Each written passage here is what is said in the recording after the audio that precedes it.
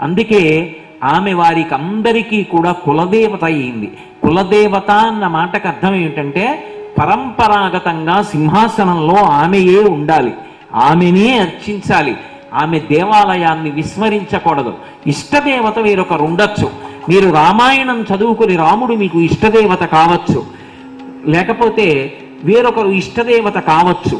సింహాసనంలోంచి కులదేవతని తీసేసే అధికారం మాత్రం లేదు.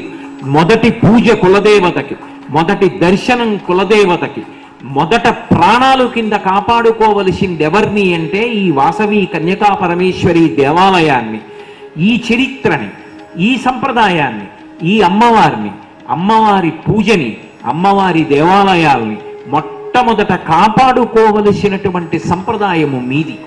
ఇది నాకు ఏ పక్షపాతం లేకుండా నేను ప్రతిపాదన చేస్తున్నటువంటి ఒక సంప్రదాయ సంబంధమైన విధానాన్ని మాత్రమే చెప్తున్నాను తప్ప నేను మిమ్మల్ని నిరుత్సాహపరచట్లేదు. భద్రాచలం వెళ్ళొద్దు, తిరుపతి వెళ్ళొద్దని నేను చెప్పట్లేదని మీరు గుర్తుపెట్టుకోవాలి. ఇష్టదైవంగా మీరు ఎవరినైనా భావించండి. కులదైవంగా మొట్టమొదటి పువ్వు మాత్రం వాసవి కన్యకా పరమేశ్వరికి వెళ్ళాలి. అందుకే ఆమె వారికి అందరికీ కూడా కులదేవత అయింది.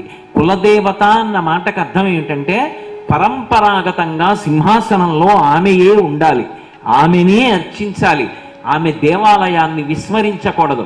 ఇష్టదేవత వేరొకరు ఉండొచ్చు.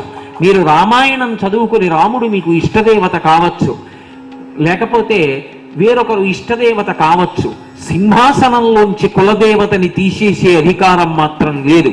మొదటి పూజ కులదేవతకి, మొదటి దర్శనం కులదేవతకి, మొదట ప్రాణాలు కింద కాపాడుకోవలసింది ఎవరిని అంటే ఈ వాసవి కన్యకా పరమేశ్వరి దేవాలయాన్ని, ఈ చరిత్రని, ఈ సంప్రదాయాన్ని, ఈ అమ్మవారిని, అమ్మవారి పూజని, అమ్మవారి దేవాలయాల్ని మొట్టమొదట కాపాడుకోవలసినటువంటి సంప్రదాయము మీది.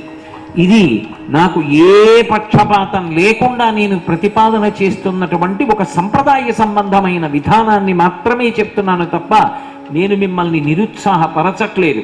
భద్రాచలం వెళ్ళొద్దు, తిరుపతి వెళ్ళొద్దని నేను చెప్పట్లేదని మీరు గుర్తుపెట్టుకోవాలి. ఇష్టదైవంగా మీరు ఎవరినైనా భావించండి. కులదైవంగా మొట్టమొదటి పువ్వు మాత్రం వాసవి కన్యకా పరమేశ్వరికి వెళ్ళాలి.